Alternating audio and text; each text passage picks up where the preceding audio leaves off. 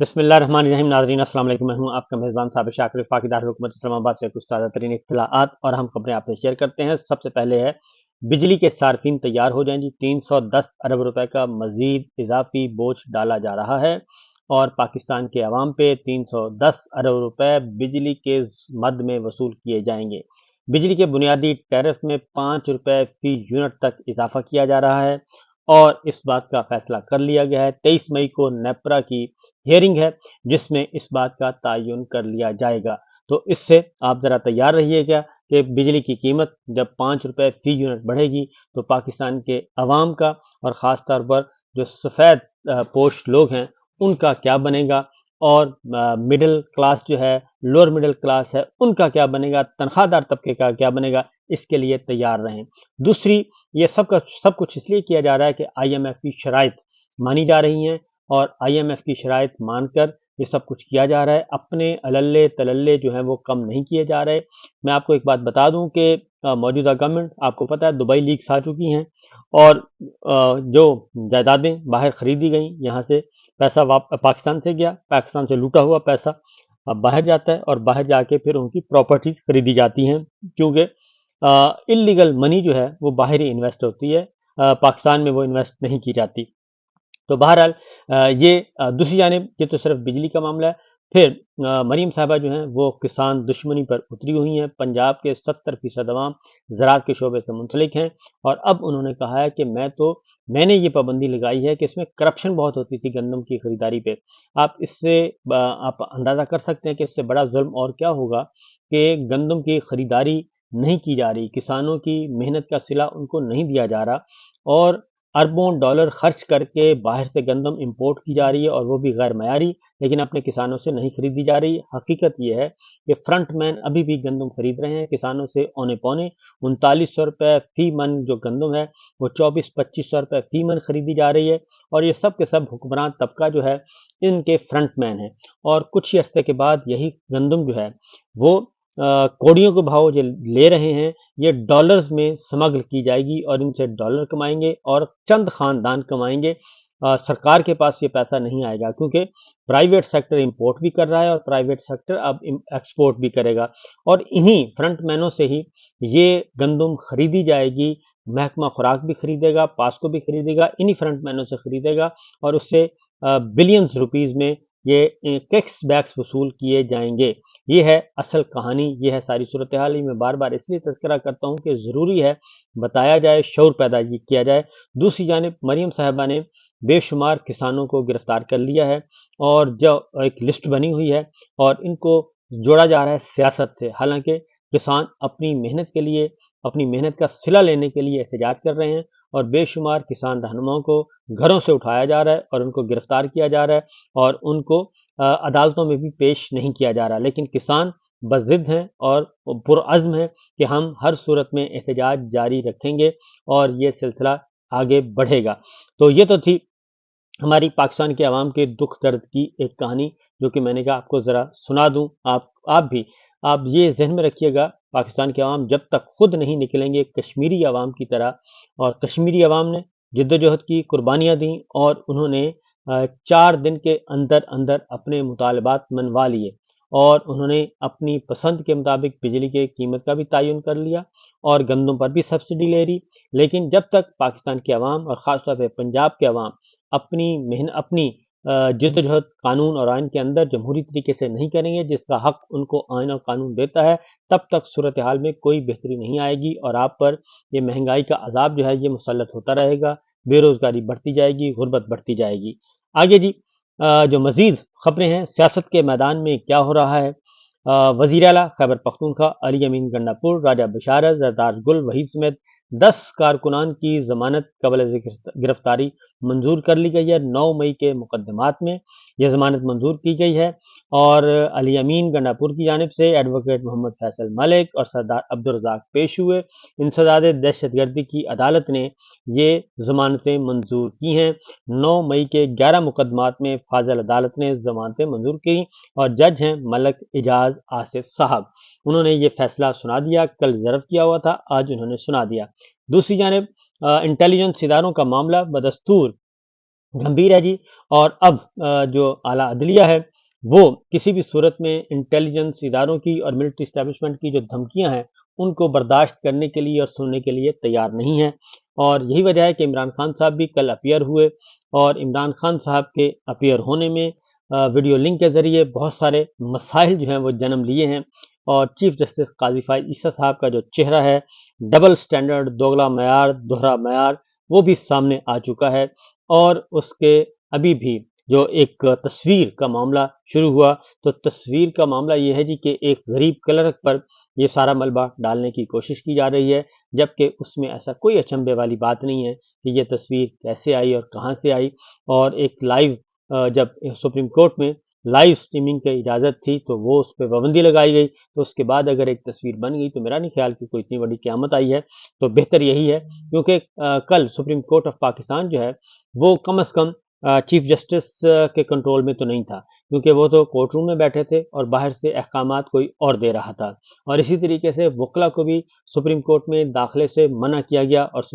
वकला ने supreme court के बाहर इस बारे में एहतजाज भी किया, क्योंकि उन्होंने कहा कि हम हेयरिंग के लिए जाना चाहते हैं तो हमें वकला को कम अज़ कम कोई नहीं रोक सकता, लेकिन वकला को भी कमरा अदालत तो क्या सुप्रीम कोर्ट के इहाते में भी दाखिल नहीं होने दिया गया। इसका मतलब बड़ा वाज़ेह है कि सुप्रीम कोर्ट को कल कोई और कंट्रोल कर रहा था, और चीफ जस्टिस काजी फाइज ईसा साहब जो हैं वो कल बेइख्तियार थे और उनके इख्तियारात में कुछ भी नहीं था। इसीलिए ये इंटरनल प्रेशर है ऑनरेबल जजेस का, जो कि कल फैसल वाडा के खिलाफ एक एक्ट किया गया है और उनको आज खुद नोटिस लिया गया है। आज खुद नोटिस लेते हुए सारे का सारा मामला जो है वो आ गया है ओपन कोर्ट में, और सुप्रीम कोर्ट रजिस्ट्रार ऑफिस ने फैसल वाडा के खिलाफ तौहीन अदालत केस को नंबर भी लगा दिया है, और इसका नंबर है जी, क्रिमिनल ओरिजिनल नंबर है 6/2/2024, यानी 2024 का 6 नंबर केस इसको लगाया गया है, और क्रिमिनल ओरिजिनल नंबर लगाया गया जी। और इसमें केस में अटॉर्नी जनरल ऑफ पाकिस्तान को नोटिस जारी कर दिया गया है आज के लिए। और सुप्रीम कोर्ट ने इस्लामाबाद हाई कोर्ट के जजेस के खिलाफ प्रेस कॉन्फ्रेंस करने पर फैसल वाडा के खिलाफ ये अज खुद नोटिस लिया है, और काज लिस्ट जारी कर दी गई है। चीफ जस्टिस काजी फाइज ईसा साहब की सरबराही में इरफान सादत खान साहब और जस्टिस नईम अख्तर अफगान बेंच में शामिल हैं, लेकिन इस पर एक एतराज़ आयद किया जा रहा है, और वो है कि चीफ जस्टिस काजी फाइज ईसा साहब को इस बेंच में नहीं होना चाहिए, और इस बेंच की सरबराही किसी और सीनियर जज के हवाले कर देनी चाहिए। For example justice Mansoor Ali Shah साहब हो सकते हैं, जस्टिस मुनीब अख्तर हो सकते हैं, जस्टिस अमरुल्लाह हो सकते हैं, जस्टिस आयशा मलिक हो सकती हैं, जस्टिस याहिया अफरीदी हो सकते हैं, दीगर ऑनरेबल जजेस जस्टिस जमाल खान मुंतकिल हो सकते हैं। उनके सामने ये केस लगाना चाहिए था, और जस्टिस काजी फाइज ईसा साहब को इसमें नहीं बैठना चाहिए था, क्योंकि जस्टिस काजी फाइज ईसा साहब जो हैं वो इस वक्त प्रो गवर्नमेंट और मुकम्मल तौर पर प्रो गवर्नमेंट हैं, और वो किसी किस्म का गवर्नमेंट को रिलीफ पर रिलीफ दिए जा रहे हैं, और बहुत सारे मामलात में वो हुकूमत के गैर आइनी गैर कानूनी इक़दामात को बजाय इसके कलअदम करार दें, उन पे मोहर तस्दीक सब्त कर रहे हैं। लिहाजा ये भी एक डिबेट है। फैसल वाडा साहब ने भी जारी किया जी अपना बयान, और जाहिर हुए हैं। उन्होंने कहा जी कि मैंने क्या गलती की है जिसकी नदामत हो मुझे, और चीफ जस्टिस के सामने पेश होने का मौका मिल रहा है, मैं बिल्कुल जाऊंगा, चीफ जस्टिस के सामने पेशी के मौके पर बहुत से मसाइल से आगाह करूंगा, और जो बातें मैंने की हैं वो मेरे अलावा और भी लोग कर चुके हैं, और जो इल्ज़ामात लग रहे हैं इसके सबूत नहीं हैं, तो फिर ऐसे नहीं चलेगा। और सस्ती रोटी पर स्टे ऑर्डर दिया गया, मैंने जिक्र किया तो गलत नहीं किया, तो सस्ती रोटी पर स्टे ऑर्डर अपनी जगह फैसल वाडा साहब, लेकिन ये कहना कि मैं जजों की पगड़ियों को फुटबॉल बना दूंगा, ये एक अलग बात है। और किस अंदाज में कहा गया ये भी है, क्योंकि निहाल हाशमी साहब ने भी माजी में किया था, ख्वाजा साद रफीक ने भी किया था, फिर तलाल चौधरी साहब ने तौहीन की थी, फिर दानियाल चौधरी साहब ने भी की थी, तो वो अपनी सज़ा भुगत चुके हैं। इसलिए सस्ती रोटी पर स्टे ऑर्डर को भी अगर मजाक बनाया गया, तो एक आम आदमी को रिलीफ मिलना है तो फिर क्यों ना मिले। तो बहरहाल जी, फैसल वाडा साहब ने कहा कि भुट्टो को फांसी देने वाले जज को क्या सजा हुई, सवाल पूछा तो गलत नहीं किया, इस पर भी सवाल नहीं है। असल मसला यह है कि आपने सिटिंग जजेस को धमकियां दी हैं, मैंने किसी जज की अहलियत पर सवाल किया ही नहीं, फैसल वाडा साहब ने कहा, और कानून साजी के सवाल उठाए हैं और ऐसा इकदाम हो रहा है। قانون سازی کے سوالات جناب اس طریقے سے نہیں اٹھائے جاتے فیصل بھائی، اس کے لیے اور طریقے بہت ہیں۔ پریس کانفرنس میں جو باتیں کی ہیں آج بھی ان پر کھڑا ہوں۔ تو عزت دیں گے تو ڈبل عزت دوں گا، بدماشی کریں گے تو ڈبل بدماشی کروں گا، یہ ایک انداز ہے ان کا۔ یہ نہیں سمجھ آ رہی کہ یہ ڈبل بدماشی کہاں سے آ رہی ہے۔ اور آرٹیکل 19 کے تحت میں نے سوال کیا تھا جو میرا حق ہے، لیکن اس کا ایک طریقہ ہوتا ہے۔ آرٹیکل 19 کے تحت ہی بہت سارے لوگوں کو اغوا کیا جا رہا ہے، بہت سارے لوگوں کو اٹھایا جا رہا ہے۔ آرٹیکل 19 کا ہی وہ کہہ رہے ہیں، سوشل میڈیا بند کر دیا گیا، ٹی وی چینل بند کر دیے گئے، ٹی وی اینکرز کو آف ایئر کر دیا گیا، جرنلسٹوں کے چھین لیے گئے، پھر ججز کے گھروں پہ کریکر پھینکے جا رہے ہیں، گولیاں برسائی جا رہی ہیں، موبائل کیمرے لگائے جا رہے ہیں، اور خواتین کی بے حرمتی کی جا رہی ہے۔ تو یہ سب کچھ، یہ کون سا آرٹیکل 19 ہے؟ مجھے معافی مانگنے میں کوئی شرمندگی نہیں اگر میں غلط ہوا۔ فیصل واڈا نے کہا کہ ایماندار چیف جسٹس کے سامنے پیش ہو رہا ہوں۔ اب وہ چیف جسٹس صاحب کی کر رہے ہیں، تو چیف جسٹس کہتے ہیں کہ انہیں لگتا ہے میں نے غلطی کی تو میں معافی مانگ لوں گا، لیکن میرا خیال ہے کہ یہ معاملہ تھوڑا سا سیریس ہے۔ فیصل واڈا صاحب کو بتانا چاہتا ہوں، چیف جسٹس کہتے ہیں انہیں لگتا ہے غلطی ہے تو میں معافی مانگ لوں گا، میں رات کے اندھیرے میں اپنے بچوں کے لیے کچھ نہیں مانگتا، اور یہ نہیں ہو سکتا کہ کسی کے لیے کوئی اور قانون ہو، جہاں غلط ہوگا کسی سے بھی معافی مانگنے لیے تیار ہوں۔ سینیٹر ہوں، سوال پوچھوں گا کہ مجھے پراکسی کیوں کہا گیا۔ تو جناب پریس کانفرنس میں آپ کس کی نمائندگی کر رہے تھے، یہ ہے اصل مسئلہ۔ اور اگر آپ پریس کانفرنس میں آنریبل ججز کو دھمکیاں دیں گے تو یہ سوال اٹھے گا کہ آپ نے کس کے کہنے پر یہ سب کچھ کیا۔ گرین کارڈ مجھ سے مسئلہ نہیں، گرین کارڈ سے مجھے مسئلہ نہیں ہے، گرین کارڈ سے متعلق سوال کیا تو جوابی خط تاثر کیوں دیا گیا؟ تو صورتحال یہ ہے کہ گرین کارڈ رکھنا جرم نہیں ہے، اور ڈبل نیشنلٹی، دوہری شہریت ہو تو ضرور مسئلہ پیدا ہوتا ہے، لیکن سنگل نیشنلٹی کا کوئی ایشو نہیں ہے۔ مجرم کی براہ راست نشریات دکھانے پر پابندی تھی، اب یہ فیصلہ سپریم کورٹ آف پاکستان نے کرنا ہے۔ تو جب احسان اللہ احسان ٹی وی پر بیٹھ کے پروگرام کر رہے تھے، انٹرویو دے رہے تھے، تو اس وقت یہ سب کچھ کہاں تھا؟ اور اگر مجرم کی براہ راست نشریات دکھانے پر پابندی تھی تو پھر میاں نواز شریف صاحب جو کہ عدالت کو مفروض تھے، عدالت کو مطلوب تھے، اور وہ ان کو ایئرپورٹ پر پروٹوکول کیسے دیا گیا، اور انہیں ایئرپورٹ پر تمام تر ادارے جو ہیں وہاں کیسے پہنچ گئے؟ تو یہ باتیں آپ کچھ عرصہ پہلے خود ہی کہتے تھے، تو آج آپ یہ باتیں کر رہے ہیں۔ عمران خان ایک مجرم ہے، اس لیے انہیں براہ راست نہیں دکھایا گیا، تو جناب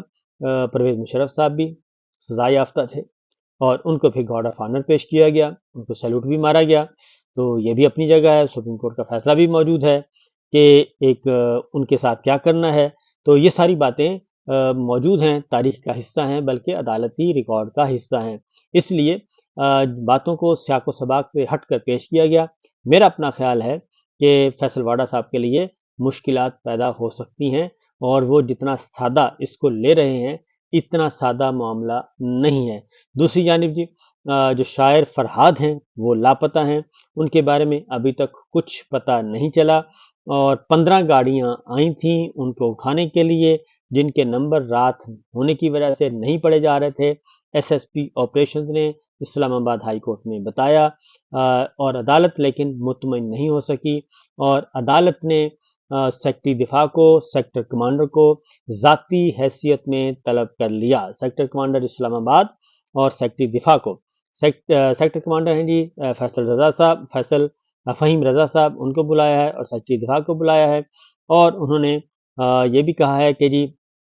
باقی جو ہیں، اگر سیکٹری دفاع ISI-MI سے رپورٹ لے کر جمع کروائیں،